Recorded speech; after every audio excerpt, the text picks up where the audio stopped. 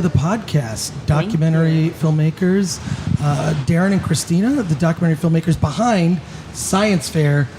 Now I feel like it's tied with Won't You Be My Neighbor in terms of my favorite documentary this year. Oh, well, that's very high praise. Yeah. We love that movie. Not ours. I love that. First of all, they're not comparable, completely different types of things. But I was really moved by this. I mean, I cried in the beginning. I cried at the end. I kept having, first of all, I didn't bring Kleenex. And so I'm taking my shirt and kind of going like this and trying not to be too obvious about it. I was just so moved because, I mean, Science Fair is about the hopes and dreams of young kids they're all prodigies, every single one. Yeah, they're brilliant. They're brilliant. And it's about this Science Fair, which I was unaware takes place in Los Angeles. And I'm not sure exactly what time of year. Is it? It's held every May. It alternates cities between Los Angeles, Pittsburgh, and Phoenix now. But it's so every year it changes cities, and the year that we covered it happened to be in Los Angeles, which was right in our backyard, conveniently. And there are real stakes behind this Science Fair. If you win, you get money toward college. It's the prestige of winning this. Just the prestige alone attracts colleges that will pursue these kids. There's so much at stake. I guess my first big question is, how did you find these kids? Sure. So I was a science fair kid myself, and that explains it. Yeah. So I competed for 2 years at this fair, and it totally changed my life. And it, like you mentioned, the stakes are very high, but all of the kids walk away with all of these lessons. And for the first time, I wasn't very cool in high school, and so during these dark years I got to the science fair, and I finally felt like I'd found my tribe and I'd found my people. And so Darren and I are both investigative journalists, so much different than what this movie is. This movie is happy and a celebration, but we needed a break from difficult stories. And I told Darren about this idea that I had been having about going back and celebrating this world, and he immediately got it, and we took basically 2 years to make this movie. And for us, it's very much a love letter to the science fair. So we wanted to show kind of the diversity that exists within the science fair, the kids who come from the very best schools in the world, the kids who are underdogs and come from poor towns, and different kinds of backgrounds. So we spent a long time, to answer your question, we spent a long time calling, Skype calling, messaging all different sorts of kids, and we picked more than are actually in the movie, but we wanted to show that range of experience. Were there any specific characteristics you were looking for in your subjects? Yeah, definitely. I mean, we wanted to basically have a fairly good representation of the kids that wind up at ISEF. So those are kids, from all walks of life. That includes international kids. So we knew we wanted to find, someone from Brazil, because when we went on our scouting trip, the Brazilian team was the loudest and the proudest, and we just thought it'd be a lot of fun to hang out with some Brazilian kids. And we just found that this really dynamite duo from Iracema, Brazil, which is a very poor town in the middle, in the interior of Brazil, and they are like our big underdog story. They come a long way from their very small town to Los Angeles, and it was an amazing journey to be able to document. But then we were also looking for kids that were more in the stereotype of what you might think a science fair kid is, which is like type A, hyper driven, and so we have a fairly good representation of like everything from that kind of personality on down to Robbie, who was failing out of math class, but is still a math genius. So we have a pretty good range of kids in there. And we wanted this is a story about science, so we wanted the science to be part of it. But really, finding human stories was the most important for us, and finding people whose stories were indicative of greater struggles or greater trends, or say something about who we are as Americans right now. I guess if I have one complaint about the movie, and I only have one, I want more. And by that I mean, like, I wanted more in the sense of there should be a show. This should just be a regular show on National Geographic, right? I mean, you could do a Shark Tank with kids presenting their projects. I feel this is such an important issue. It's something that, and you made a great, specifically with Kashfia. She broke my heart. I mean, like, watching her story, that the football coach was kind of the one helping her, even though he could barely understand what she was attempting to do, and that they had this loser football team that the whole community was supportive and behind. It's that whole thing of putting money into sports, or do you put money into arts and the sciences? Right. And I believe that at this level, the reason so many amazing projects come from these kids is their imagination is still sparking on all cylinders, right? And apply that to science. This is what we need right now to solve all the world's problems. I feel like the doc should be a kickoff to a show that I can watch every week. It's not a complaint about the doc. The doc's brilliant, but what I'm saying is that the issues that the doc brings up and the way it was approached, it's very funny. There are a lot of aspects that are funny, a little tragedy in there as well, but also when you're seeing what there was the original winner, what was his name? Is it Rob? Jack and Draco. Yeah. Oh, yeah. Where we see him winning the previous year, right? He wins. He goes on all these talk shows. He came up with a way to help cure a type of cancer. Was it pancreatic cancer? Pancreatic, yeah. Yeah. Can you tell me, like, how? Because that kind of kicks off the beginning of it. Yeah. And I don't want to give away anything about the results of the science fair that's No in spoilers, the movie. no spoilers. Seriously, no spoilers. But tell me about him, and he became a celebrity. Yeah. Well, the thing about the International Science and Engineering Fair is that this is top-level research, cutting-edge science. So these kids are doing things that are actually going to have an impact on our world. Out of the science fair that we covered in 2017, there were more than 500 patents that came out of that science fair. So these kids are doing real science. And so Jack's story is basically he came up with this system to detect pancreatic, ovarian, and various lung cancer and various other types of cancers that cost like 3 cents, and you can run it in just a couple minutes. So it's important, these kids are doing things that are having real impact. It's not just baking soda volcanoes. Yeah, it's not just baking soda. I feel like they should have the science fair every Sunday and have it on every channel. Yeah. And do seasons of it. It's like the NFL. Well, we won't break any news here, but we're working on something. It really, like, that was the thing is, when I say not enough, it's like when you hear these kids, I didn't understand some of the science that the kids were throwing out, right? Like that's, you reach a certain age, I think, as a parent, I have kids where you're like, I can't do your homework. Yeah. I can't help you. You're beyond, I can't help you. These kids were, even the parents and the teachers in the film, although there's the one teacher that is so supportive. Dr. Serena McCullough. Dr. Serena, oh my God. She was an inspiration. She's incredible. She was a force of nature. For sure. Yeah. The fact that when she coached these kids, tough. It's like the intensity that most schools approach football. She's really like a sports coach. The way she barks at the kids when she needs to, and she has really high standards, and she has the best science fair team in the world because of it. So and she also has the tremendous love and admiration of her students. She's very she's got very high standards. She holds her kids to high standards. She holds herself to high standards. But at the end of the day, she is the most beloved teacher at the same time. So it's been fun. We've been on the road with her quite a bit with the film, and every time we introduce her at the end of the film for the Q&A, she gets a standing ovation. Even in restaurants and hotels. Restaurants and hotels. It's been amazing. Yeah. There needs to be more teachers like her. Yeah, Yes. totally.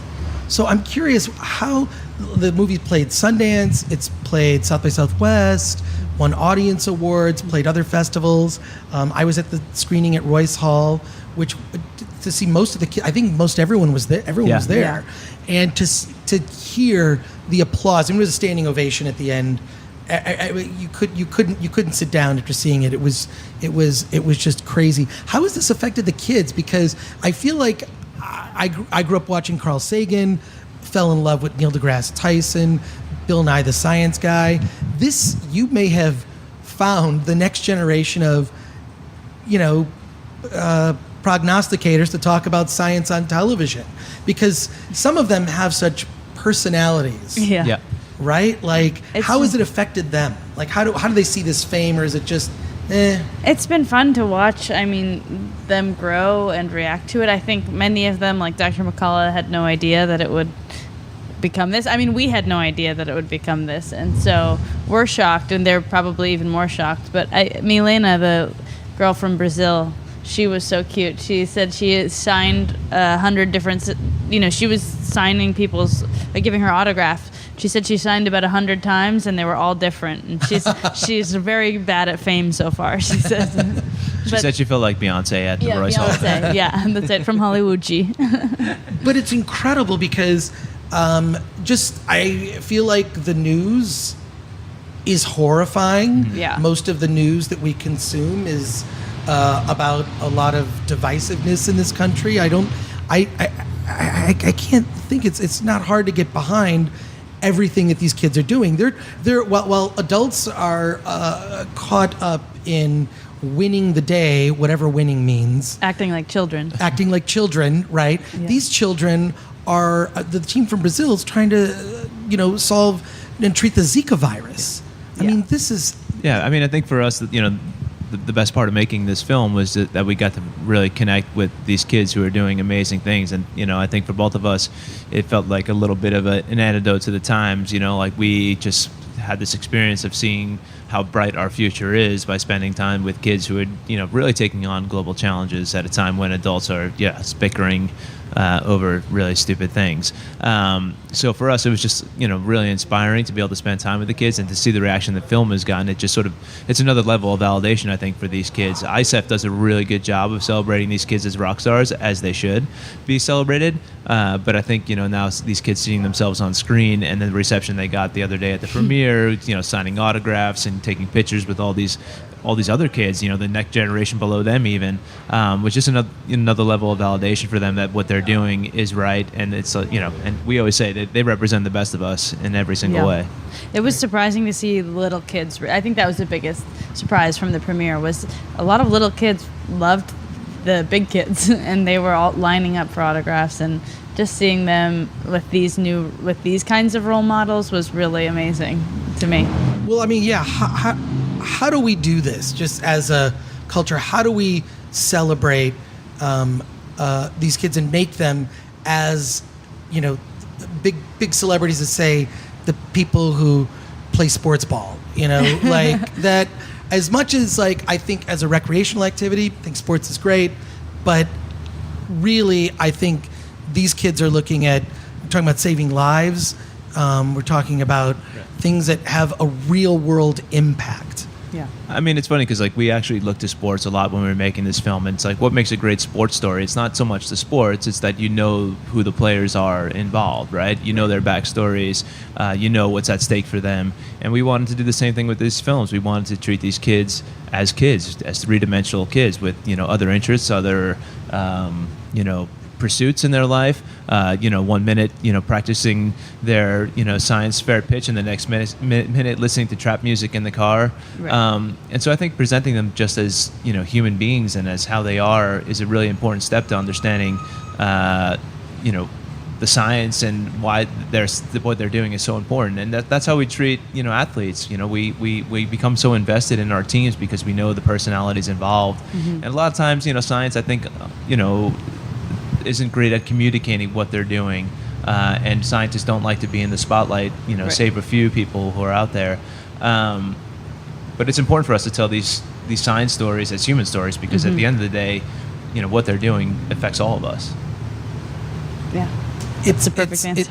It's interesting because just having grown up watching Star Trek and then seeing a lot of the things on Star Trek become reality, Yeah. right? Communicators. Yeah. It's funny to see sometimes when you see interviews with scientists, they'll even reference Star Trek as this is a thing that inspired me. I wanted to go into it, and because I mean, at least some episodes of that show, things are solved through science. Right. I'm curious.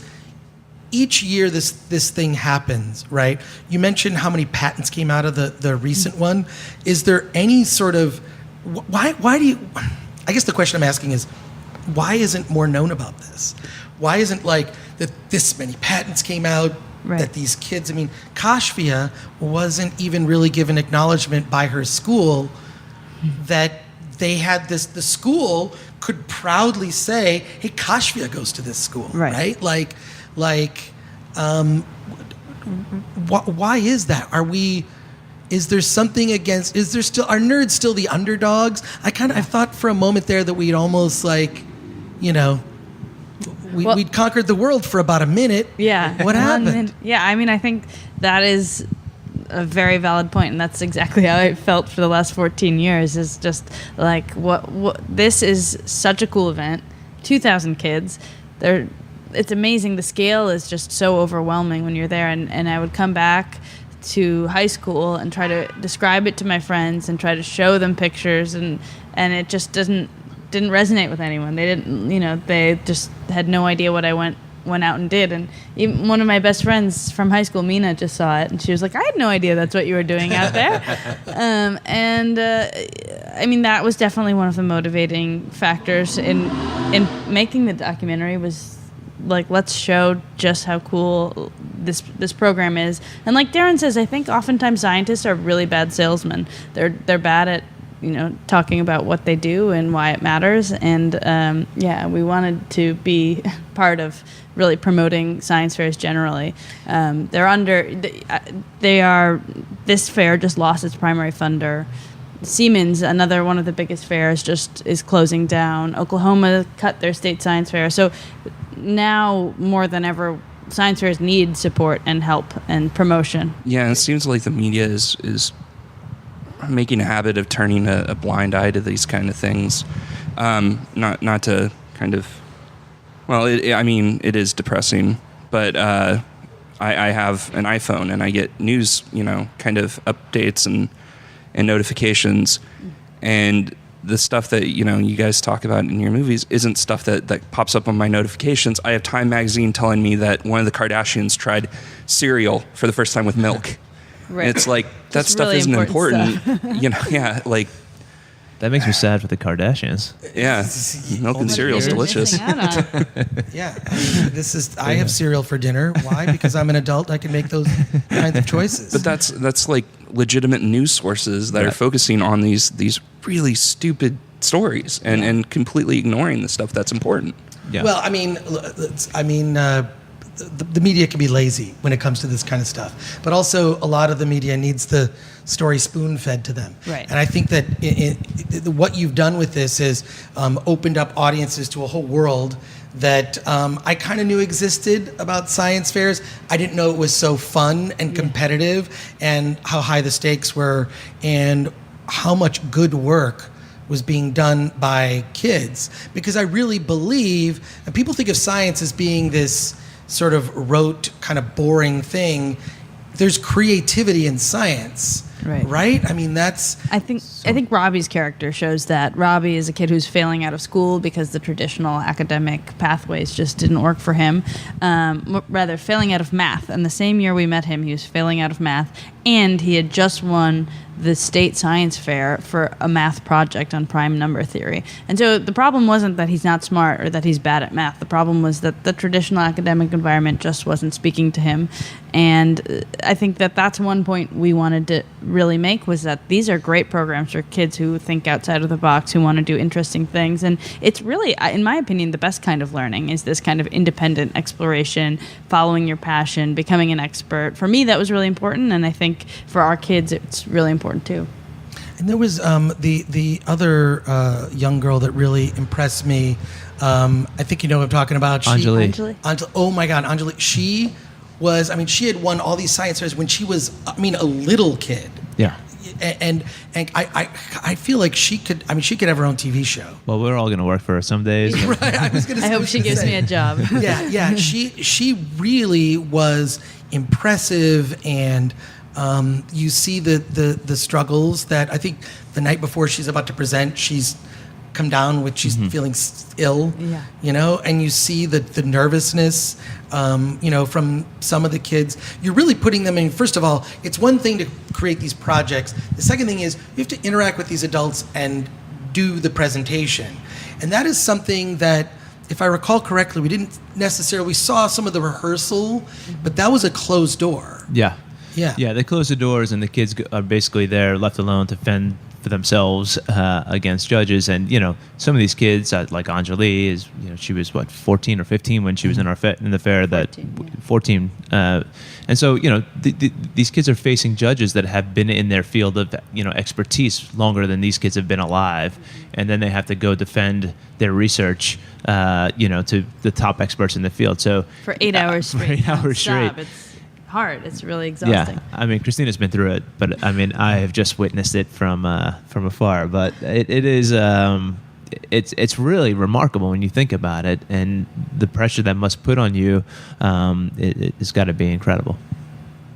It's true. It is. It's like one of the hardest things Tell us about that it. you could ever do. I mean, especially when you're 14, it's the most stressful moment I'd ever experienced. It's also super exciting just to be talking to you've been working alone the whole year on your little project, and for the first time you're really talking to somebody who understands exactly what you're talking about, and that's really exciting too. It's talking to people who know your field better than you do, or sometimes not better than you do, but it's a really a validating experience too, because they speak to you like an adult, and life-changing for all of these kids who go through it. Now, how is it that, we look at something like Science Fair and we see the scientists in the field that speak in a way that I think, like a Bill Nye or a Neil deGrasse Tyson, I think they make science exciting and fun and illuminating. And why is it that we're getting dumber? Like, what is this? Is it that should politicians... Should there be more scientist politicians, is what I'm saying. Oh, definitely. I saw one, a girl I had met, oddly, at a Star Trek convention. She's a volcanologist. You probably know, you've heard of her. I'm spacing on her name, so to speak. Was that a pun intended? It was not a pun intended. She's a volcanologist. We're talking about volcanoes. Right. And not Spock. not Spock. Not the fictional Vulcans.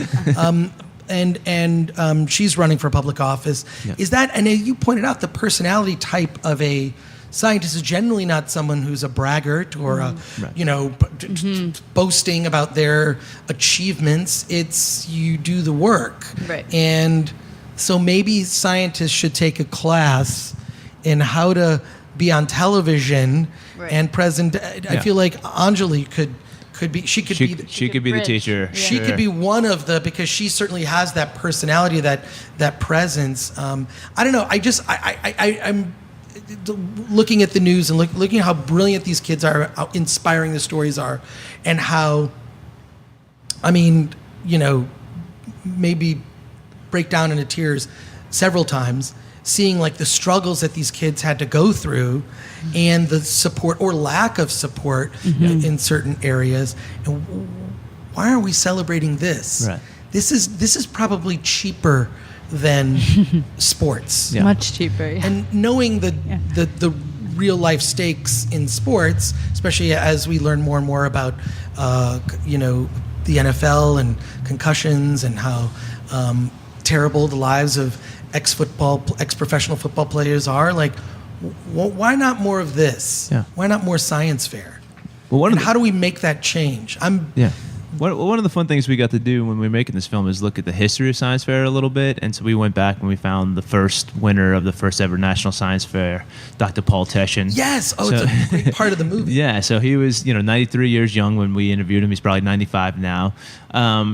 And, Science Fair was started because, this country was facing some big global challenges, and we basically needed a way to get people excited about science. And so we started these science competitions.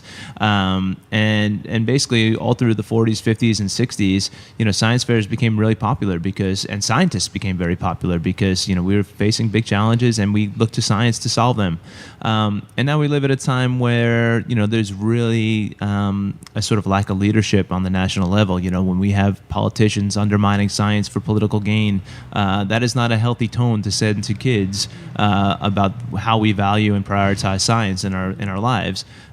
So when we talk about celebrating these kids, it really starts at the top. We need to let kids know that science is a priority, and not just by giving them a STEM class here and there, but by speaking about science in a way that is more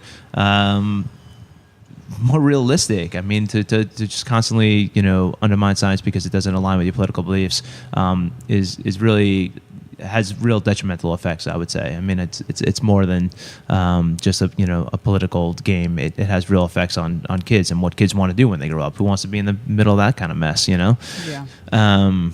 I think the fact that our movie is political at all is very telling about the times rather Right. than the movie that we made. I mean, our movie celebrates science. It celebrates, women scientists. It celebrates immigrants and people of color. And the fact that that's political at all, I think, says a lot about the leadership that we have in this country rather than the movie. Yeah, I didn't see it as political. I just Yeah. saw it as their kids. I Right. mean, Right. I don't know. I guess just having grown up with Star Trek, diversity is just sort of like, well, yeah, isn't that how it's supposed to be? It's the future.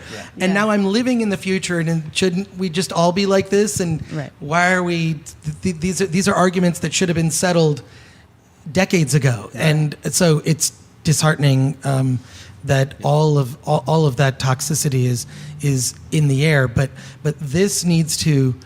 If you are coyly suggesting that there may be a project that involves science fair beyond just this movie, I am very hopeful and excited that that's happening, because I mean, look, as much as I look at a show like, I felt like I'm pitching you guys. No, but it's like Shark Tank, right? Right. Yeah. Simple, you have a bunch of entrepreneurs who have access to capital, and you have these. I would love to see a show. I want to see every individual kid. I want to see 3 kids a show. I want to see it on 5 days a week. Right. Where the kids are pitching you have the scientists picking them apart, and then you have them however that is. I feel like more than another documentary, this needs to be a conversation that we're all having in a way that there are very few shows that I could watch with my kids, where we all enjoyed them, and Shark Tank was one of those shows Right. where you can, because you argue, well, that's a good idea, that's not a good idea. It's family friendly in that sense, but creates a conversation beyond the show. So can you just please do that? Got it. We're on. Done. Okay, good. Done. I'm hoping you're just being coy and that's actually in the works. And National Geographic has been. I know that the movie is in theaters. Yeah. Yes. It's Open. Is it on VOD? Is it going to be on VOD as well? So the rollout plan is as follows. We opened in New York. Okay, good. Last week. We opened in Los Angeles this week, and then nationwide on September 28th. He's a former scientist. So Oh, I love very it. Good. methodical. Have the facts and figures. These are the orders. And then yes, so we'll have a nationwide theatrical release coming up, which we're very excited about. And then in 2019, it will be on National Geographic and all its digital platforms and other digital platforms that they decide to partner with. But we will say, National Geographic has been such an amazing partner in this. When they acquired us back in April, we thought it was like a perfect alignment, but we had no idea just how great it would be. I mean, they are doing They've been amazing with the project, and also all their plans for rolling it out to schools and the 30 plus educational cities, and if people show up, then it'll be in more cities. If it Yes, does well, so so go September- see it in Hint, hint. theaters. September 28th is the more national rollout. Right. Make sure you go see this thing in the theater. And then this is something that should be shown in schools. Yeah. There should be one of those. I always loved when they had the assembly. And you Or got- the rainy days. That was my for the favorite reindeers. subject, assembly. Yeah. Assembly, yes, yes, you get an instant A in that one. But seriously, I mean, there's so many great stories in this, and I feel like you said that you even had more people, Yeah. in it that ended up being in it, and that had to be just from if we could divert for a second and talk doc filmmaking. Yeah. This was probably a logistical nightmare. Oh yeah. How do you, because you had people all over the world that they're finding things, how did you even get all this footage to, I mean, first of all, I'm surprised there's only 2 directors for this this massive Our undertaking. team was 3 in the field too. Oh, okay, 3. Okay, so there so- are 3 of us. No, not 3 directors. 3 in total. We all That's did it? like 2. Yeah. So can you speak to, for the doc filmmakers listening, a little inside baseball, and how did you orchestrate being there at so many of the key moments? It's just crazy with so many people in it. Yeah, I mean, so Scrappy. yeah, so Scrappy and our good. background is scrappy, to say the least. I think I came up as a shooter producer. Pete Alton, our DP, came up as a shooter producer. Christina has been hustling as a journalist for the last. God knows how many years. 2 2 years. And we're just like a really scrappy team. And, we basically had mapped out how we thought this piece should be told. And so that included going to everybody's hometowns for the key moments. Christina had a real insider's track on how you get to ISF and what projects would probably make it there. So we placed some bets, and a lot of those bets paid off, thankfully.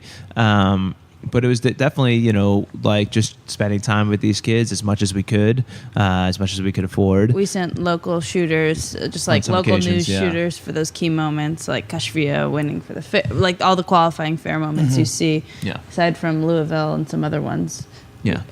But yeah, sorry. But basically, everything was just, being scrappy, being mobile, being able to, react and respond to situations as we saw them develop. We call it so much was improvised just because obviously in documentary you always have to respond to what's going on. But, in this case, when you're following so many kids, you really have to, sort of figure out where you're going to be at all times. And the most difficult week for sure was the week of ISF.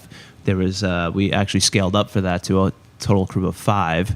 Five? Covering that event? Covering that event with, with 15 kids, basically, we were Yeah, at at that that point, point. with 5 people, 2.5 cameras, because Darren was shooting and producing at the same time, and directing.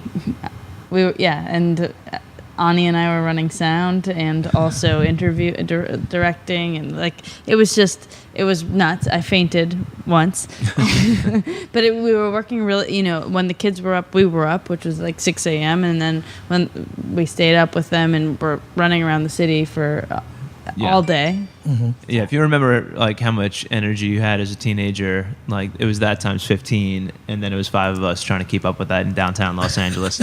So it was. I mean, I look back on it. I think we look back on it now, and we just can't believe that we even did that. But at the same time, that's just we only had 5 passes. They only gave us 5 passes to do it. So we really just had to hustle and A small budget. It wasn't we were yeah. totally had that Flush, much yeah. flush. It wasn't like we could have hired that much more if we wanted to. So it was really a labor of love. We like I said, the very first happy movie we've ever done, and I think the whole team kind of felt that we had this great purpose to being there, and everybody on the team is so lovely and fun that it was a great time. It was one of the harder things I've ever done in terms of docs, but it was also one of the most fun. Yeah, because by that time we were so invested in these kids, they made it to ISF, and we knew that was huge for all of them.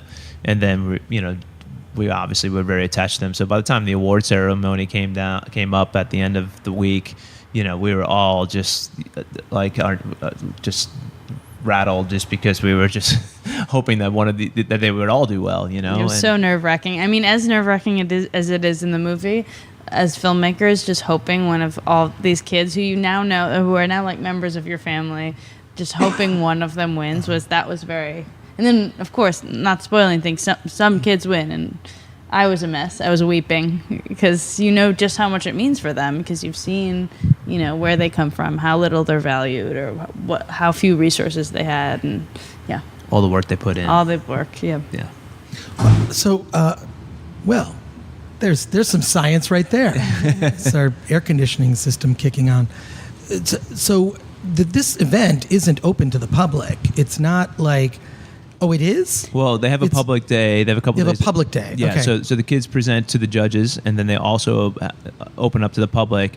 The mission behind the people who run the science fair is to keep the public informed and obviously invested in science. And so they do make it public, and it's a great event. So you'll have schools bringing kids in to sort of tour the floor and go see the kids and their projects. And every year there's one public day on Thursday, and I highly recommend, if you're in Pittsburgh, Phoenix, or Los Angeles, to go and bring your kids, because kids love it, adults love it. You can purchase tickets. No, it's free. It's open to free. the public. It's open. Oh wow! Yeah. Come in. Yeah. Oh wow! And it's amazing because you 1,700 kids on the giant convention floor.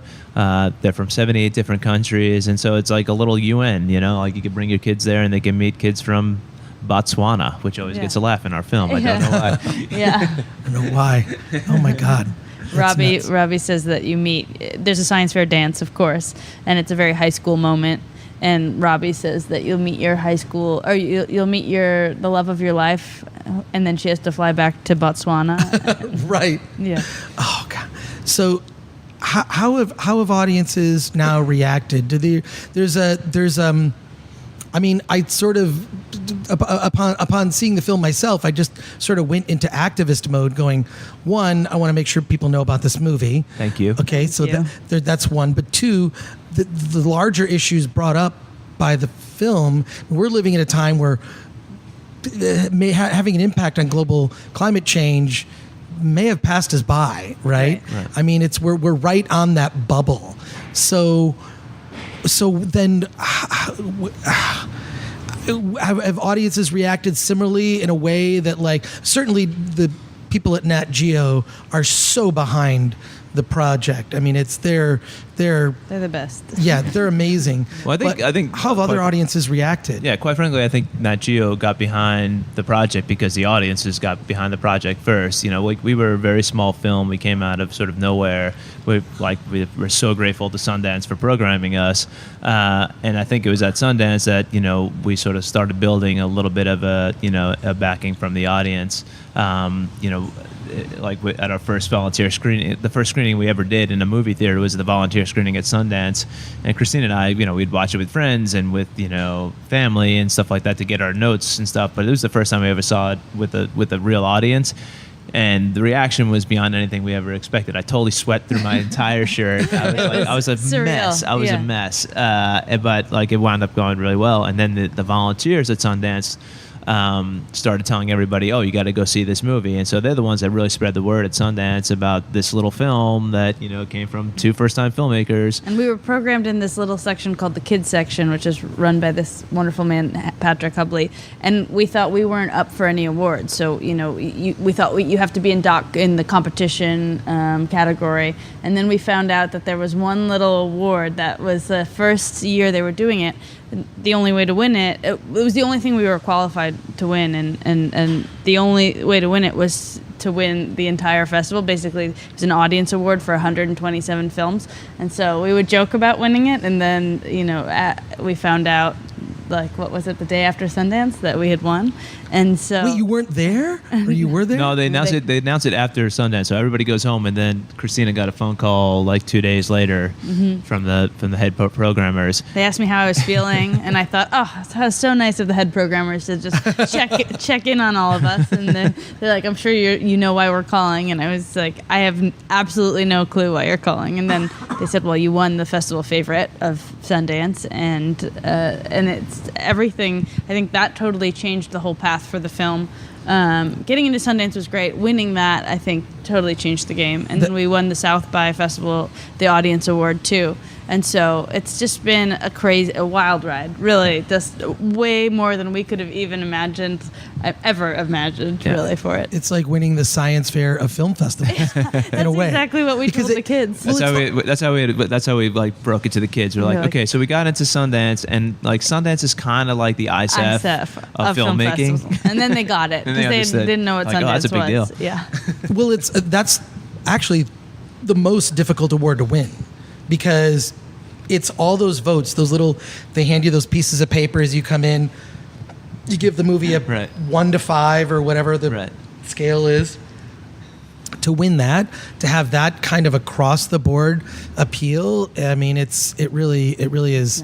It just really says a lot. So, Thank you to all the audiences. Thank you to the audiences. Yeah, it's crazy. And I just want to say to if you're listening to this podcast, first of all, one, you got to go see the movie Science Fair. So go see it, opening September 28th, all over.